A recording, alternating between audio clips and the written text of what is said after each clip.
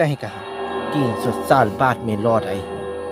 कैद कर रखा था तुमने, लेकिन मुझे कैद करना इतना भी आसान नहीं है। सफेरों को मार डाला उस नागिन ने, लेकिन मैं फिर से आई अपनी नागमणि को हासिल करने। अब मैं लौट आई हूँ ना, उस नागिन को मैं सबक सिखा के ही रहूंगी।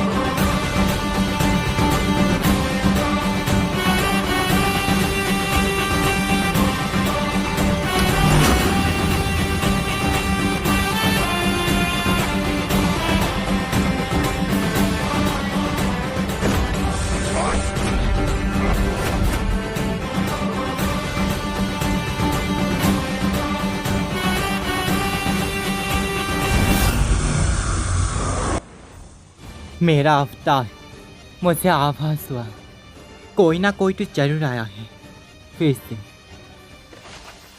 मुझे मारने के लिए। लेकिन मुझे मारना इतना आसान नहीं है। मेरा ये अवतार होगा। ये है मेरा अवतार। नागिन हूँ मैं, नागिन, इच्छाधारी सर्वश्रेष्ठ महाशेष नागिन। मुझे मारना इतना आसान नहीं है। कोई भी आए, मैं स्वर्ग नहीं किसी को भी। सही कहा। 300 साल बाद में लौट आई हूँ। कैद कर रखा था तुमने, लेकिन मुझे कैद करना इतना भी आसान नहीं है। सही कहा तुम। मुझे पता चल गया था तुम जरूर आओगी। उस दिन मैंने देखा भी था कि कोई ना कोई जरूर आएगा मुझे मारने के लिए। मुझे मारना इतना आसान नहीं शेष नागिन, इसलिए मैंने तुम्हें मारने के बंदोबस्त पहले ही करके रखा। तुम्हारी मौत की आयु से मैंने शेर जैसे मैं 300 साल मैंने तुझे कैद की थी। उस कैद से तो वापस आया। लेकिन अब मुझसे कौन बचाएगा फिर से? 300 साल तक मरी नहीं और फिर से मरने आ गई। मुझसे कोई नहीं बचा सकता। तो मेरा यह अवतार नहीं जानती। मेरा अवतार देखना चाहती हूँ तो देख लूँ। मेरा यह अवतार भी देख।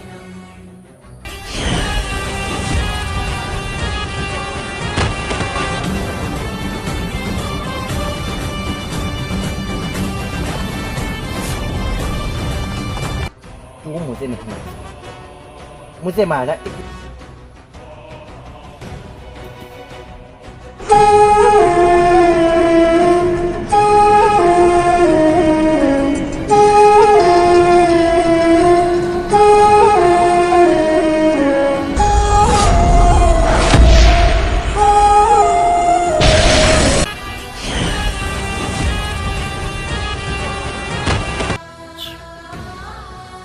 कैसा लगा? क्या कहा था तूने? 300 साल पुरानी ईगल। 300 साल पुरानी ईगल हो के भी तू नागिन, शेष नागिन को पूछता एक ही टंग में लोटे से बाहर जा। कैसा लगा? क्या कहा था तूने? 300 साल पुरानी ईगल से पूछती थी। लेकिन अब भोलेनाथ का बंदा आज 300 साल बाद जो अपने आप आ गई अपनी मौत को देख। मैंने तुझसे मौत देखी। आज हमारी इस कहानी को सिद्ध तक। जय भोलेनाथ। शेर तुमने तो कहा था ना कुछ नहीं कर पाऊंगा भोलेनाथ के आशीर्वाद से बस मैंने तुझे मार दिया तुझे मैंने कहा